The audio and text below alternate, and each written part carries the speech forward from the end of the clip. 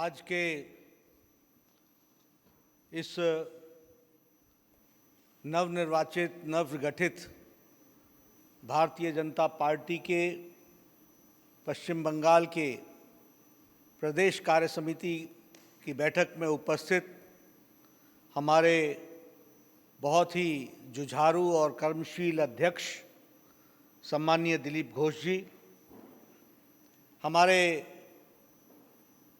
राष्ट्रीय महामंत्री और बंगाल के प्रभारी कैलाश विजयवर्गीय जी, श्री मुकुल राय जी, श्री राहुल सिन्हा जी, श्री अरविंद मेनन जी, और यहाँ दिल्ली में मेरे साथ जुड़े हुए हमारे सह संगठन मंत्री, राष्ट्रीय सह संगठन मंत्री श्री प्रकाश जी, और भारत सरकार में मंत्री अपने बाबुल सुप्रियो जी, और सभी हमारे सांसदगण, विधायकगण और पार्टी के पदाधिकारी और कार्य समिति के सदस्यों, आज मुझे बंगाल की धरती के साथ जुड़ने का सौभाग्य मिला है और बंगाल की जो ऐतिहासिक धरती है, जो संस्कृति की धरती है, जो भारतीय संस्कृति की उद्योतक धरती है, ऐसी धरती को मैं नमन करता हूँ। जहाँ स्वामी मधुसूदन सरस्वती जी हों, जहाँ जिस धरती पर स्वामी चैतन्य महाप्रभु जी ने अपना दृष्टि दी हो, दिशा दी हो, और जहाँ स्वामी विवेकानंद ने की जन्म स्थान हो, ऐसी भूमि को मैं नमन करता हूँ। अगर मैं क्रांतिकारियों की बात करूँ और स्वतंत्रता सेनानियों की बात करूँ तो मैं नमन करता हूँ सुभाष चंद्र बोस जी को, खुदीराम बोस जी को, हमारे श्री अरबिंदो को, जिन्होंने देश को, दुनिया को भारत की संस्कृति के माध्यम से एक नई दृष्टि दी और इसके साथ साथ आज़ादी के लड़ाई में अपने आप को आहूत कर लिया। ऐसी धरती को मैं नमन करता हूँ। अगर मैं बात करूँ साहित्य की तो बंकिम चंद्र चट्टोपाध्याय जी को याद करना आज आवश्यक बनता है। हमारे गुरुदेव रविंद्रनाथ टैगोर जी को याद करना ये हम और नमन करना ये हमारी जिम्मेवारी बनती है। और अगर one nation, one country, one constitution, इसको साकार करने का काम किया तो हमारे नेता श्यामा प्रसाद मुखर्जी जी ने किया। इस बात को भी हमको ध्यान में रखना चाहिए। इसलिए मित्रों, ऐसे देवभूमि, ऐसी क्रांतिकारी भूमि, ऐसी साहित्य से ओतप्रोत भूमि के कार्यकर्ता के कंधों पर एक विशेष जिम्मेवारी भी आती है। हम सब लोग कोरोना काल में अपने जीवन को एक नया अनुभव करते हुए, जीवन रक्षा करते हुए समाज की सेवा में जुटे हैं। ये बहुत ही वर्ष अपने आप में चैलेंजेस का वर्ष रहा है। यह साल अपने आप में जहां मोदी जी के नेतृत्व में नए कीर्तिमान स्थापित हुए, फिर चाहे वो राम जन्मभूमि का शिलान्यास हो, सदियों से जिस बात के लिए हम सब प्रेरित थे वो वाले विषय हुए हों, फिर चाहे वो धारा 370 का धाराशाही होना हो, 35A का जाना हो, फिर चाहे वो ट्रिपल तलाक का समाप्त होना हो, बहुत से काम हुए हैं। लेकिन यह भी सच है कि जो दुनिया ने नहीं देखा था वैसा कोरोना का संक्रमण भी 2020 में हमको देखने को मिला। किसी को कोई तजुर्बा नहीं था कैसे इससे लड़ा जाएगा। दुनिया इससे जहां चिंतित थी, वहीं इस संक्रमण के कारण एक देश में, दुनिया में एक संक्रमण काल आ गया। अगर हम पाश्चात्य देश को देखें तो वो फैसला नहीं कर पा रहे थे कि इकोनॉमी को चलाना है या जीवन को बचाना है। शक्तिशाली देश भी स्वास्थ्य के मामले में उनकी स्थिति चरमराती दिखी, असहाय दिखी, यह हम सबको मालूम है। और ऐसे समय में 130 करोड़ का देश भारत, प्रजातंत्र का देश, जिसका नेतृत्व तो मोदी जी कर रहे थे और कर रहे हैं, उन्होंने नहीं सिर्फ देश को बल्कि दुनिया को भी इससे लड़ने का रास्ता दिखाया है। यह हमारे लिए गौरव की बात है, इसको हमको समझना चाहिए। जब लोग इकोनॉमी और जान के बीच में लड़ रहे थे, तो मोदी जी ने कहा जान है तो जहान है, और इसलिए एक बोल्ड और टाइमली डिसीजन लिया, और वो बोल्ड और टाइमली डिसीजन था लॉकडाउन का। उस लॉकडाउन के समय में बहुत सी चर्चाएं हुई, लेकिन एक हिम्मत का फैसला मोदी जी ने लिया और 130 करोड़ के देश को कोरोना के संक्रमण से बचाने में हम सफल हुए। ये बात हमको ध्यान में रखनी चाहिए, ये हम आपसे शेयर करना चाहते हैं। याद कीजिए, जब कोरोना का संक्रमण हुआ था, और मैं बार बार कहता हूं कि यह टाइमली और बोल्ड डिसीजन इसलिए था क्योंकि मैं पूर्व स्वास्थ्य मंत्री भी भारत सरकार में रहा हूं, मुझे स्वास्थ्य की स्थिति पता थी। उस समय हमारे पास कोरोना के संक्रमण के टेस्ट करने की कैपेसिटी सिर्फ 1500 थी, लेकिन भारत देश को इस लॉकडाउन की अवस्था में मोदी जी ने तैयार किया, और आज हम कह सकते हैं कि 11 लाख प्रतिदिन कोरोना के टेस्ट करने की कैपेसिटी भारत की हो गई है, और यह हमको समझना चाहिए। जिस दिन लॉकडाउन लगा था, उस दिन एनआईवी पुणे, एक टेस्टिंग लेबोरेटरी होती थी एनआईवी पुणे की, और जगह जगह से टेस्टिंग के लिए वहां जाया जाता था, वहां सैंपल भेजा जाता था। आज हमारे 1668 सेंटर हैं, टेस्टिंग सेंटर्स 1668, और देश में 12 घंटे और 18 घंटे के अंदर टेस्टिंग हो जाती है, और सफल टेस्टिंग होती है। इस बात को हमको समझना चाहिए। उसी तरीके से एक भी डेडिकेटेड कोविड हॉस्पिटल नहीं था। मैं आपके सामने ये आंकड़े इसलिए रख रहा हूं क्योंकि प्रदेश कार्य समिति के सदस्यों को जानना चाहिए कि किस तरीके से कोविड के साथ प्रधानमंत्री जी ने लड़ाई लड़ी और भारत देश एक होकर के इसमें सफल हुआ। इसको हमको समझना चाहिए। उस समय एक भी डेडिकेटेड हॉस्पिटल नहीं था। आज 1653 डेडिकेटेड हॉस्पिटल हैं और लगभग 12 लाख डेडिकेटेड बेड्स हैं और लगभग 50,000 वेंटिलेटर्स के साथ बेड हैं। यह हमको समझना चाहिए। उस समय भारत में एक भी वेंटिलेटर नहीं बनता था, एक भी वेंटिलेटर नहीं बनता था।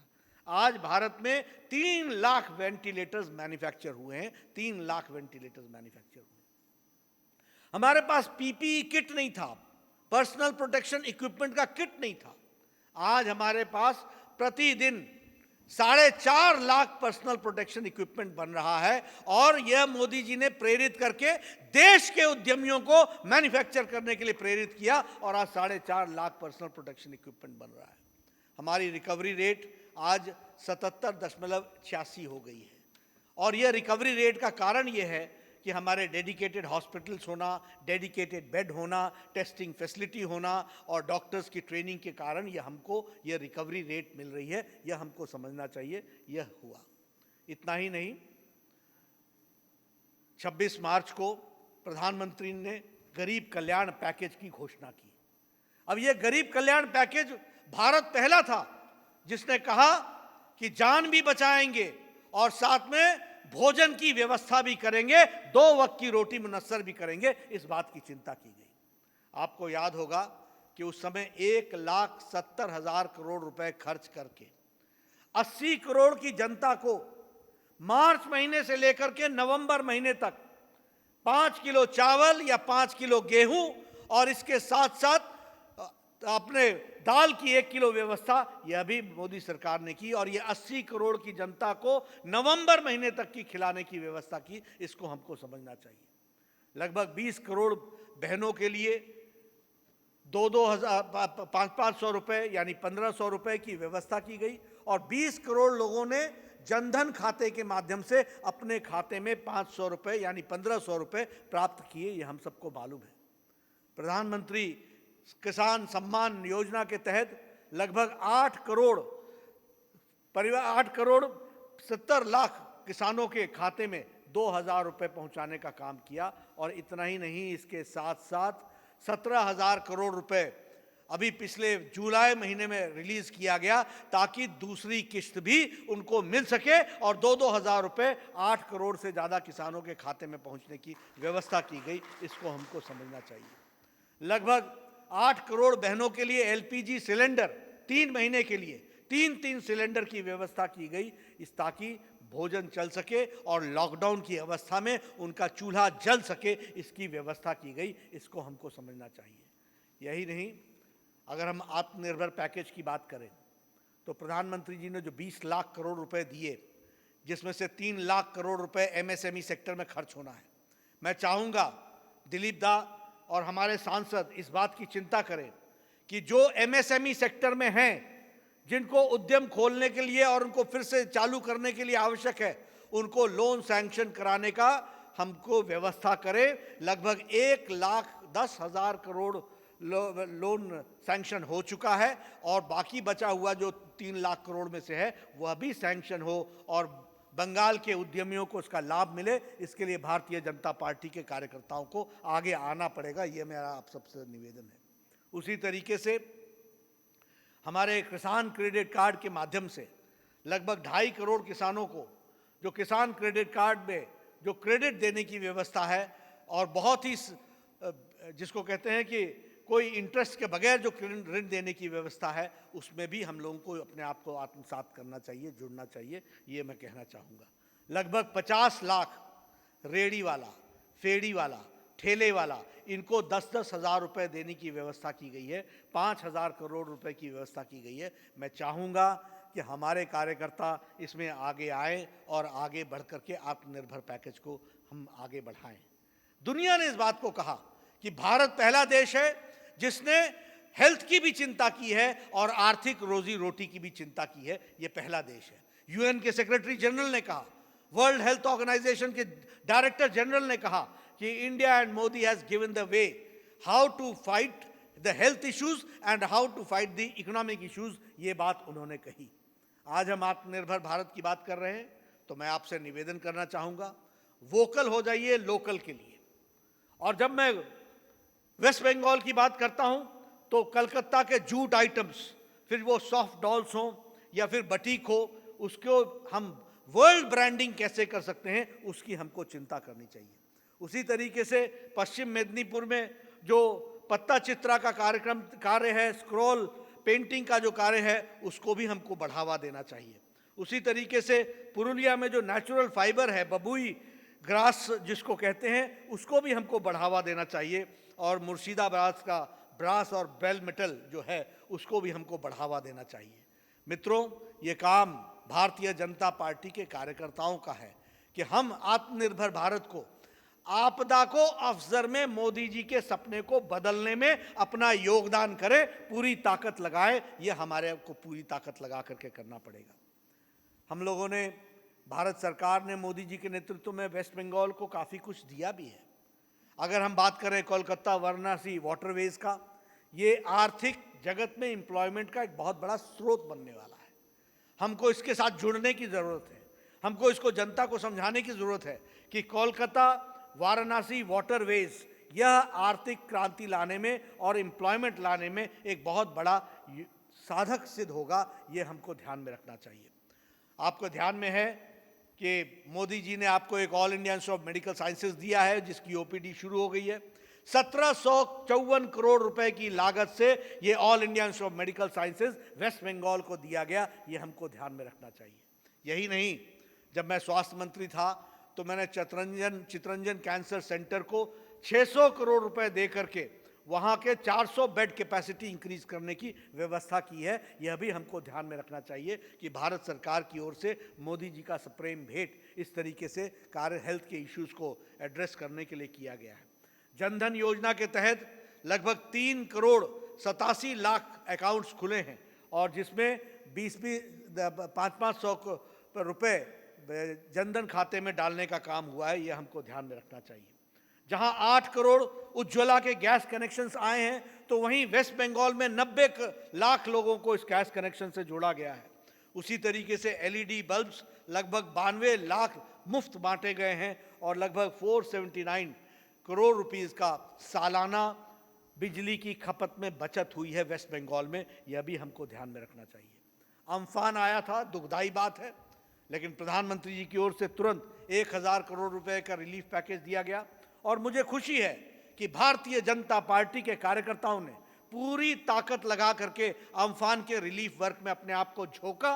पूरी ताकत लगाई और लोगों को राहत पहुंचाई है। इसके लिए मैं बंगाल यूनिट को साधुवाद देता हूं, जिन्होंने इस काम को आगे बढ़ाया। मित्रों, यह सब कार्य जरूर हुआ। राम मंदिर का पूजन भी हुआ 5 तारीख को। एक सदियों से जो हमारे सबकी इच्छा थी, करोड़ों करोड़ों भारतवासियों की इच्छा थी कि भव्य राम मंदिर बने, वो 5 अगस्त को उसका शिलान्यास यशस्वी प्रधानमंत्री नरेंद्र मोदी जी के कर कमलों द्वारा हुआ।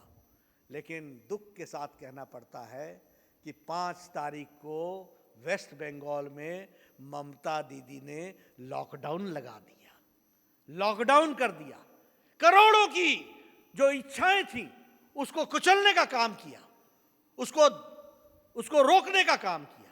और यह अलग बात है कि 31 जुलाई को बकरीद में लॉकडाउन लिफ्ट कर लिया गया। यह वोट बैंक की पॉलिटिक्स, यह अपीजमेंट की पॉलिटिक्स, यह इस प्रकार की पॉलिटिक्स जिसमें तुष्टीकरण किया जाता हो, वोट बैंक की राजनीति की जाती हो और एंटी हिंदू माइंडसेट खड़ा किया जाता है, यह है ममता दीदी की राजनीति पश्चिम बंगाल में। हमें खुशी है कि 31 तारीख को लॉकडाउन लिफ्ट हुआ, अच्छी बात है। लेकिन 5 तारीख को लॉकडाउन लगाने का क्या अर्थ था? और यह भी मालूम होना चाहिए कि 31 जुलाई के बाद 5 अगस्त आती है, तो 5 अगस्त में लॉकडाउन की जरूरत पड़ गई और 31 को खोलने की जरूरत पड़ गई। यह अपीजमेंट की राजनीति, यह वोट बैंक की राजनीति। मित्रों, मैं प्रदेश की कार्य समिति के सदस्यों से एक एक से निवेदन करूंगा कि आप इस ममता जी की जो ये अपीजमेंट की पॉलिटिक्स है और जो ये वोट बैंक की पॉलिटिक्स है, इसको जनता के सामने उजागर कीजिए और जनता को बताइए कि इनको वेस्ट बंगाल की जनता से प्रेम नहीं है, ये राजनीति और विशुद्ध राजनीति करती है अपने कुर्सी के खातिर। ये हमको बताना चाहिए, ये हमको समझाना चाहिए।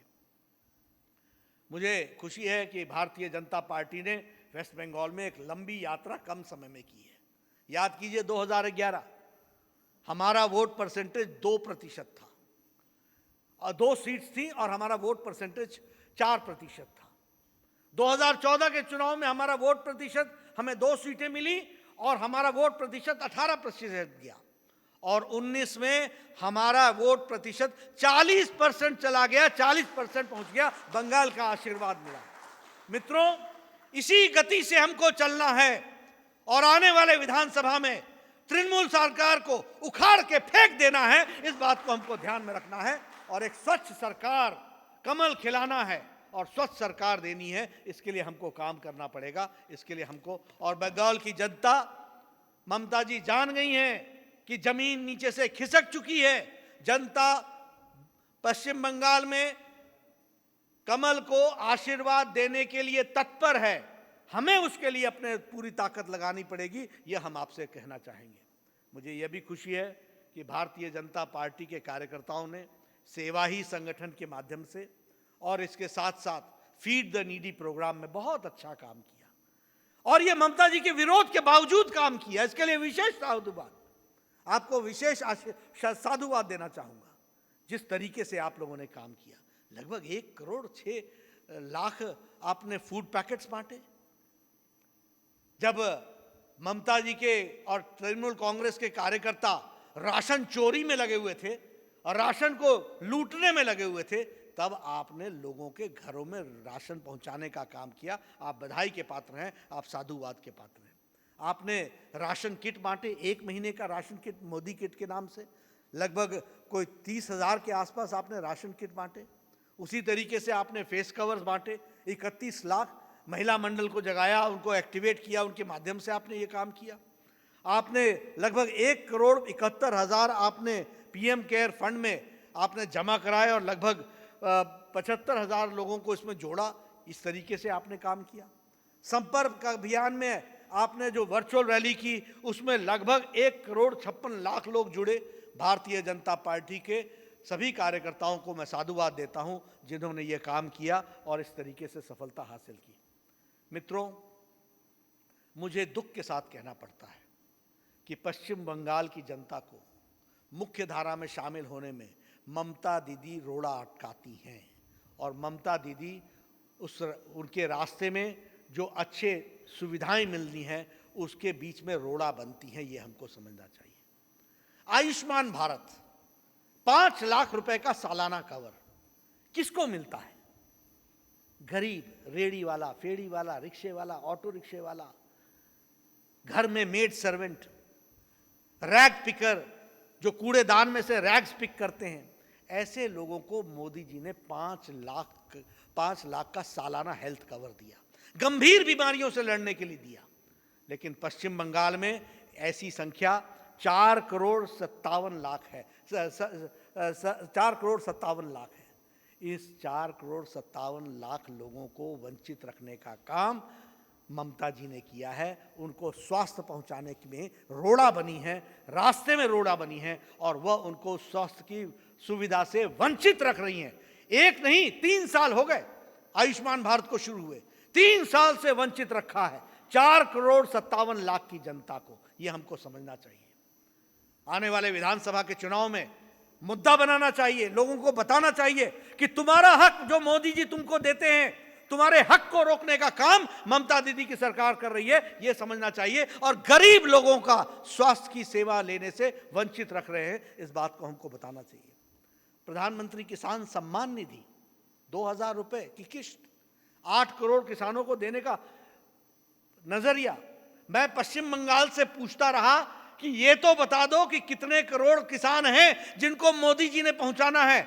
अभी तक ममता जी की सरकार ने दिल्ली को यह नहीं बताया कि कितने किसान हैं, और 2000 रुपए और 2000 रुपए ऐसे छठी किश्त तक का कम से कम जो 12,000 रुपए उनको मिलने थे, उससे किसानों को वंचित रखा है। यह बात हमको समझनी चाहिए। कितना बड़ा नुकसान। कौन?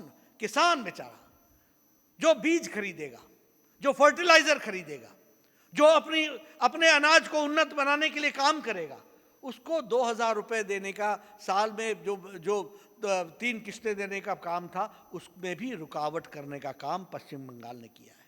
उसी तरीके से प्रधानमंत्री फसल बीमा योजना बंगाल में लागू नहीं होने दी है। किसका नुकसान हो रहा है? किसान किसके हैं? बंगाल के मुख्यमंत्री का ये किसान नहीं है क्या? क्या इन किसानों की चिंता करना उनका काम नहीं है क्या? और तो और छोड़िए, प्रधानमंत्री आवास योजना को नाम बदल दिया, बांग्ला आवास योजना बना दिया। पैसा मोदी जी दे, केंद्र सरकार दे, लेकिन ठप्पा अपना लगाने की कोशिश की है। उसी तरीके से प्रधानमंत्री ग्रामीण सड़क योजना, बांग्ला ग्रामीण सड़क योजना बना दिया। अरे बांग्ला के लिए तो हम लगे ही हैं, बंगाल की तो सेवा कर रहे हैं, लेकिन ये भारत सरकार सेवा कर रही है, मोदी जी कर रहे हैं, ममता जी आप नहीं कर रही हैं। ये बात हम वेस्ट बंगाल की जनता को बताएंगे कि किस तरीके से हमने काम किया है, ये हम जरूर बताना चाहते हैं। मित्रों, इसी तरीके से दुख के साथ कहना पड़ता है, कहां बंगाल था एक समय में, इसका विकास किस हद तक इंडस्ट्रियलाइजेशन था। अभी स्वच्छ भारत मिशन में जो सबसे गंदे 10 सिटीज, जब रैंकिंग में सबसे नीचे, पहले तो रैंकिंग में पार्टिसिपेट नहीं किया स्वच्छ भारत मिशन में, और जब रैंकिंग हुई तो जो 10 सबसे गंदे शहर आए, दुख के साथ कहना पड़ता है 8 शहर उसमें से पश्चिम बंगाल के। 8 शहर कहां ले गई बंगाल को ममता जी? इधर मोदी जी कोविड की सेवा कोरोना में लोगों की सेवा करें, और यहां इस तरीके का काम, और ऑपोजिशन रिफ्यूज करना, कोऑपरेट नहीं करना, हर बात पर बोलना होबे ना होबे ना होबे ना। की होबे ना? सब कुछ होबे, सब कुछ होगा और विकास होगा। बंगाल की तस्वीर बदलेगी और तकदीर बदलेगी, और यह कमल का निशान बंगाल में बदल लाएगा। इस बात को हमको समझना चाहिए। आप देखिए, जब कोरोना में राशन डिस्ट्रीब्यूट हो रहा था, तो उस समय टीएमसी के कार्यकर्ता राशन की चोरी में लगे हुए थे, राशन की चोरी में लगे हुए थे। गरीब के पेट में 2 वक्त के भोजन की मुनस्सर कराने के बजाय उनके पेट से न्योला छीन रहे थे। ऐसी सरकार, ऐसी लोक विरोधी सरकार, जन विरोधी सरकार, इसको लॉक स्टॉक एंड बैरल के साथ छुट्टी करनी चाहिए। और जब भी चुनाव आएगा प्रजातंत्र तरीके से हम इसकी छुट्टी करेंगे। इस बात को हमको सुनना चाहिए। कोरोना का संक्रमण, कोरोना के बारे में आंकड़े नहीं देते हैं। दिल्ली की टीम गई तो उसको काम नहीं करने दिया। दिल्ली की टीम को रोक दिया। दिल्ली की टीम ने कोरोना के संक्रमण से बचने के उपाय बताने थे तो वो उपाय नहीं लिए, आंकड़े नहीं भेजे, डेड बॉडीज अनअटेंडेड रही। यह है वेस्ट बंगाल का कोरोना संक्रमण के दौरान किया गया कार्य। और तो और छोड़िए, कोरोना वॉरियर्स के लिए प्रधानमंत्री जी ने घोषणा की थी 50-50 लाख रुपए देंगे अगर किसी की मृत्यु हो जाती है, अगर कोई बेचारे की जीवन लीला समाप्त हो जाती है। यह भी पश्चिम बंगाल में नहीं लागू किया ममता जी ने, उनको भी वंचित रखा है। यह हमको समझना चाहिए। यह है इनकी जन विरोधी नीति, यह है मानव विरोधी नीति, यह है एंटी ह्यूमनिज्म। यह मानवता विरोधी नीति को और जन विरोधी नीति को लेकर के जो आगे चली हैं वो। और तो और छोड़िए, श्रमिक भाइयों को जब वो बेचारे माइग्रेंट लेबरर्स आ रहे थे तो उनको रोकने का प्रयास किया गया। श्रमिक ट्रेनों को आने से रोका गया पश्चिम बंगाल में। अरे ममता जी, आपके श्रमिकों ने बंगाल की इकोनॉमी में कितना कंट्रीब्यूट किया है, इसको जरा सा आप ध्यान में रखिए। सारे देश में सोने के कारीगर अगर हैं तो उत्तम कोटि के बंगाल के हैं, जिन्होंने सारे देश में सेवा की है। उन बेचारों को कोरोना संक्रमण में जब घर वापस आना था, जब मोदी जी श्रमिक एक्सप्रेस चला रहे थे, तो आपने कह दिया ये कोरोना कैरियर्स है, आपने कह दिया ये कोरोना एक्सप्रेस है। ये आपकी मानसिकता को दर्शाता है कि आपको बंगाल के लोगों के साथ प्रेम नहीं है। आप राजनीति कर रही हैं और आप बंगाल के लोगों को जिस दृष्टि से और आदर से देखना चाहिए वो भी आप नहीं कर रही हैं। यह भी हमको समझना चाहिए। विश्व भारती स्कूल में क्या हो रहा है, वहां क्या हो रहा है? वहां रविंद्रनाथ टैगोर जी की भी आत्मा आज रोती होगी।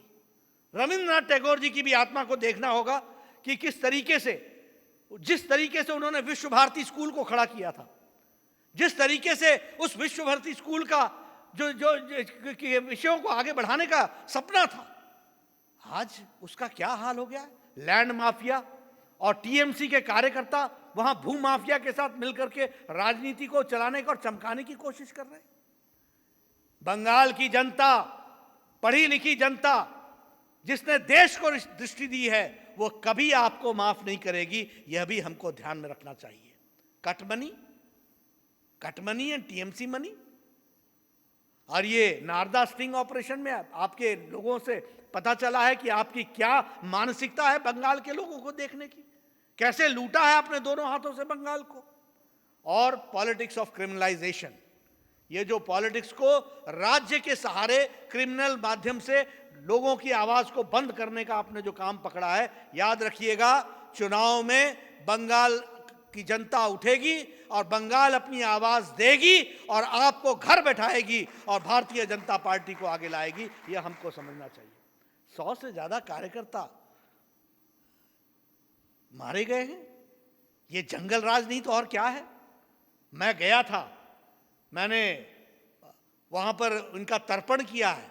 दिलीप दा बैठे हैं, मुकुल दा बैठे हैं, हमारे कैलाश विजयवर्गीय जी बैठे हैं, आप सबके साथ मिलकर के हमने उनका तर्पण किया।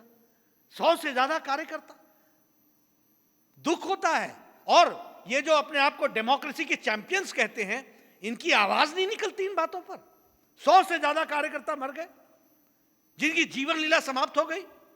लेकिन ये जो दिल्ली बैठ करके डेमोक्रेसी के चैंपियंस बनते हैं, इनकी आवाज नहीं निकलती है। ये दोहरा चरित्र, ये डुअल आइडेंटिटी, इसके भी, इस मानसिकता को भी हमको हटाना है और इससे लड़ना है। इस बात को हमको ध्यान में रखना चाहिए।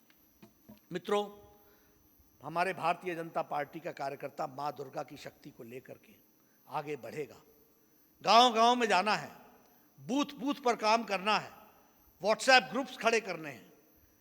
यहां पदाधिकारी जो हैं, मैं दिलीप दास से निवेदन करूंगा, आप प्रवास बहुत कर रहे हैं, लेकिन आप सभी पदाधिकारियों को और सभी एमपीज को प्रवास के लिए उत्सुक करें, प्रवास में उनको जोड़ें और हरेक को कोई ना कोई जिला दिया जाए और हरेक को कोई ना कोई मंडल दिया जाए।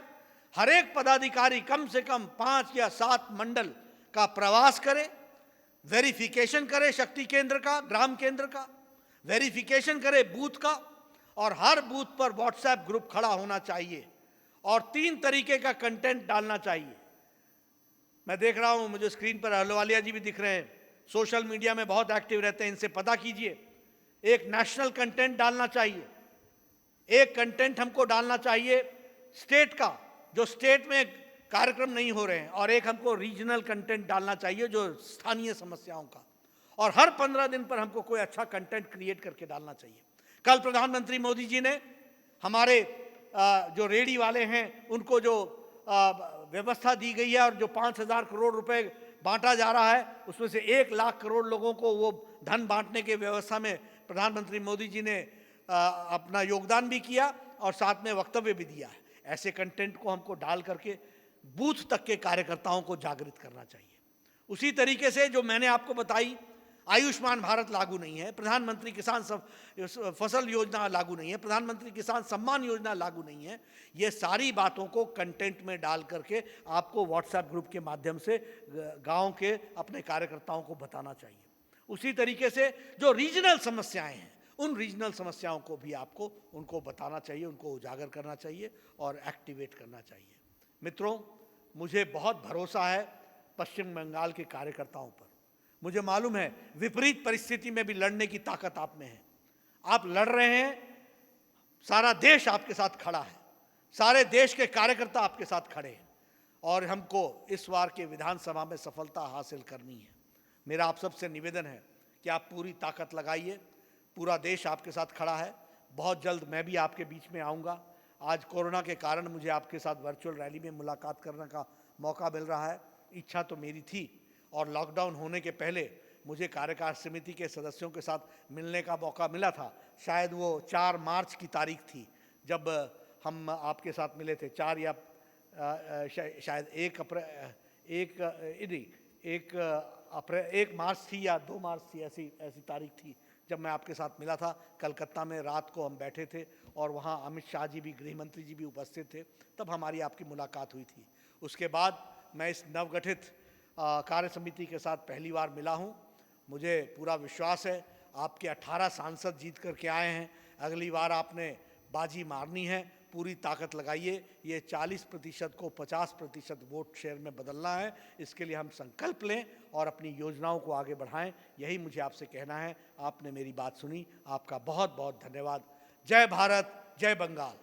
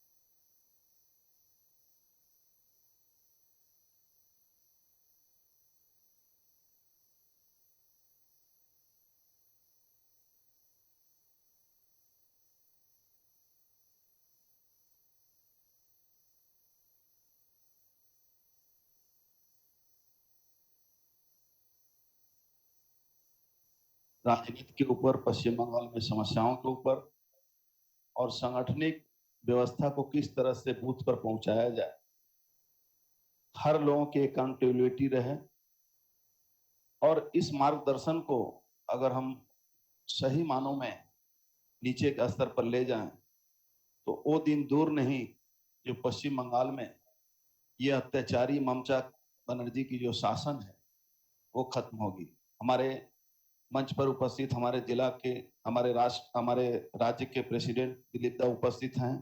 हमारे कैलाश विजयवर्गीय जी जो हमारे प्रभारी हैं वो उपस्थित हैं।